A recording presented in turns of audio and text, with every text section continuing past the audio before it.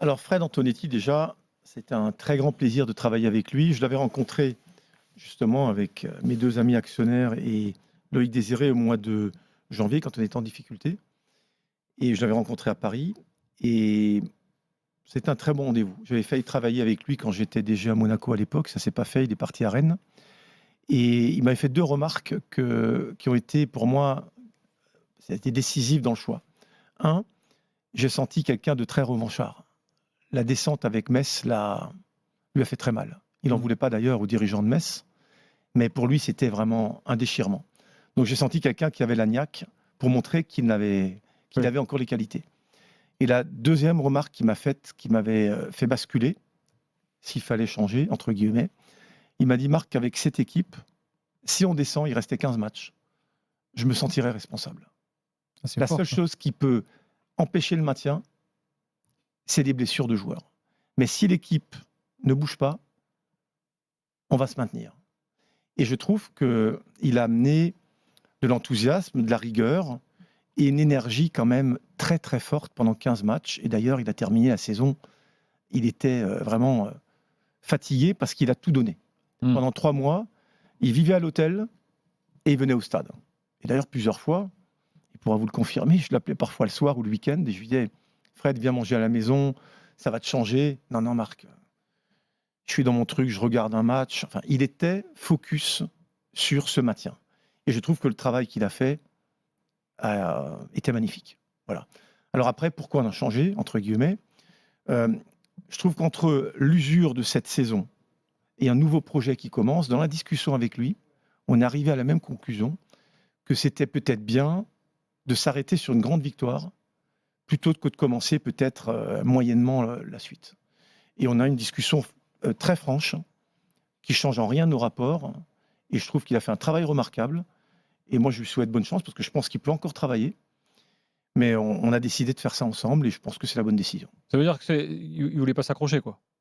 Non, mais non, je pense que d'un commun accord, je trouve qu'il a tout donné. Il perdait aussi d'ailleurs Benoît Tavenou, hein, qui Il a est devenu rejoint entraîneur de maintenant Dijon. Dijon, Mmh. qui était son entraîneur adjoint très important. Et on a estimé aussi qu'avec le changement, avec quand même l'énergie qu'il a mis dedans pour ce nouveau projet qui commençait, c'était peut-être mieux d'arrêter là, ensemble. Et c'est ce qu'on a fait. Ça veut dire que, s'il n'y avait pas eu le rachat, il serait peut-être toujours l'entraîneur de Strasbourg? Peut-être, peut-être pas. En tous les cas, la volonté, la mienne, oui. Mais après, il fallait bien sûr se discuter, se reposer, parce que, encore une fois, il a mis toute son énergie dans ces 3 mois. C'était impressionnant et d'ailleurs, les résultats, il les a transformés. Monsieur Keller, je voulais moi revenir sur la saison écoulée, Oui, très compliquée. On a eu la chance de recevoir, Julien Stéphan dans Génération After. Je voulais avoir votre analyse vous sur cette saison-là. Moi je pensais vraiment qu'après la saison dernière, où vous avez fait une très, très belle saison, vous alliez capitaliser dessus, que ce soit avec le coach ou avec l'entraîneur. On n'a pas tout compris d'un œil extérieur, sur Strasbourg, Stéphan, derrière le Scornet, puis après Antonetti, le recrutement. Est-ce que vous pouvez nous apporter quelques détails sur cette saison? Walid, moi je vais vous donner mon analyse. On est sorti d'une première saison avec Julien, on a terminé 6e. C'est une très belle saison.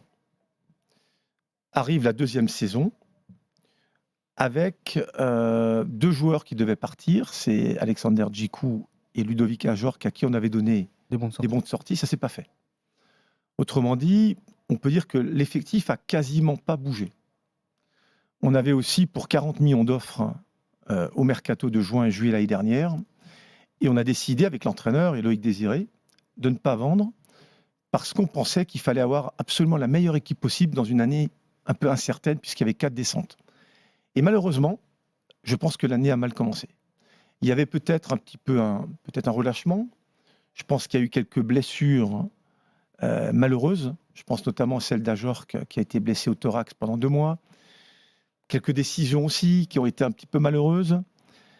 Et finalement, l'équipe a perdu confiance.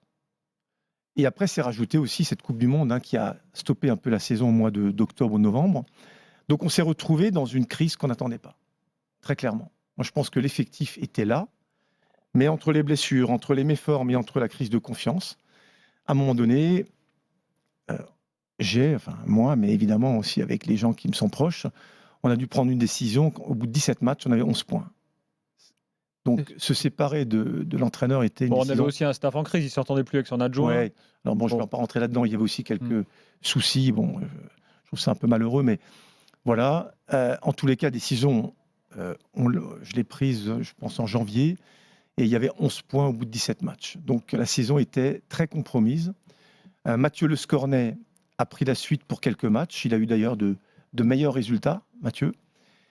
Et au bout de 5 ou 6 matchs avec Mathieu, malgré le renouveau, moi j'avais l'intime conviction, et ça c'était vraiment personnel, que par rapport à notre situation de points, il fallait amener, et pourtant Mathieu a été très bien, mais vu la situation qui était vraiment très dangereuse, je pensais qu'il fallait un homme d'expérience.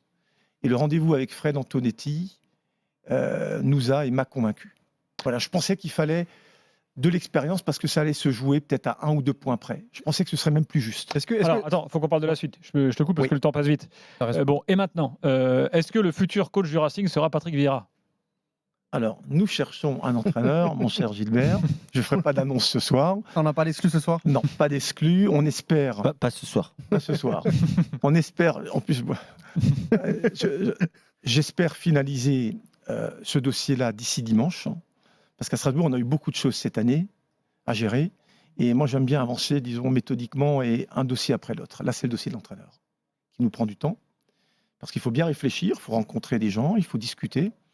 Donc, on ne fera pas d'annonce ce soir, mais j'espère que d'ici dimanche, le dossier sera réglé. Et la reprise, c'est lundi. Hein. Lundi, et Patrick Vieira fait partie, bien sûr, de notre Et- shortlist. J'ai une question parce que, bon, moi, à mon petit niveau, quand on choisit un entraîneur, vous avez parlé de cases pour choisir un propriétaire et c'est un peu pareil pour un entraîneur. Oui. Quelles sont les cases que vous voulez cocher en ce qui concerne le futur entraîneur du Racing Club de Champion du Strasbourg? monde, plutôt grand.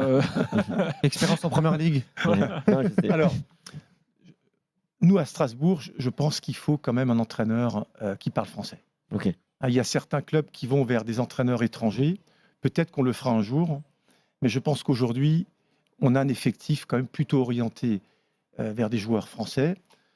Je pense qu'il faut aussi un entraîneur. Qui parle anglais peut-être. Alors, j'arrive à ça. Qui parle français, qui puisse parler maintenant les langues, parce que tout doucement, on va quand même recruter aussi un peu plus à l'étranger. Je pense un entraîneur qui a déjà une expérience solide. Moi, je pense, et notamment avec les jeunes, et une expérience solide avec une équipe 1.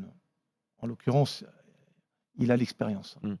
Donc, c'est un peu ces critères. Et après, moi, je crois aussi, mais Kevin, vous serez confronté à ça quand vous allez faire des choix dans votre club aussi. Moi, j'attache beaucoup d'importance à l'équilibre de travail, pas seulement avec moi, mais avec Loïc Désiré et Kader Mangane. Loïc Désiré, c'est le patron du recrutement, c'est un homme très important chez nous. Je veux absolument que ces deux personnes s'entendent. Oui. Et je le dis souvent, à Loïc, je le dis souvent, quand ça fait 10 ans qu'on travaille ensemble, si tu es trop copain avec l'entraîneur, c'est pas bien. Si tu t'entends pas avec l'entraîneur, c'est pas bien. Juste Ça veut dire qu'il faut rapports cordiaux, honnêtes, on se dit les choses et on est là pour faire progresser le club. Et donc aussi un entraîneur qui s'intègre dans notre organisation, puisque, comme on l'a dit, l'organisation ne va pas changer. Vous avez parlé des jeunes. Est-ce qu'il faut j'ai une case en plus, moi. Est-ce qu'il faut un entraîneur de stature, on va dire, connu à l'international pour que l'actionnaire dise oui? Parce que on pourrait ramener, par exemple, Nice a recruté un jeune Italien trentenaire qui est entraîné en Turquie. Bon, par exemple, Blouco, pas sûr qu'ils connaissent Farioli. En l'occurrence, si je reprends le cas Vieira, il est connu en Angleterre. Bon, c'est quand même quelqu'un qui a une aura. Bon. Enfin, je pense que Et aux sur États-Unis. sur Patrick Vieira, je pense que beaucoup d'actionnaires seraient contents. On est bien d'accord. Mais je crois encore une fois, le travail vient de Strasbourg. On essaie de faire une shortlist comme on a toujours fait. On essaie de travailler. Et en parallèle de ça, moi, je discute aussi avec les propriétaires aux États-Unis pour être calé, mais en sachant que le travail vient de Strasbourg.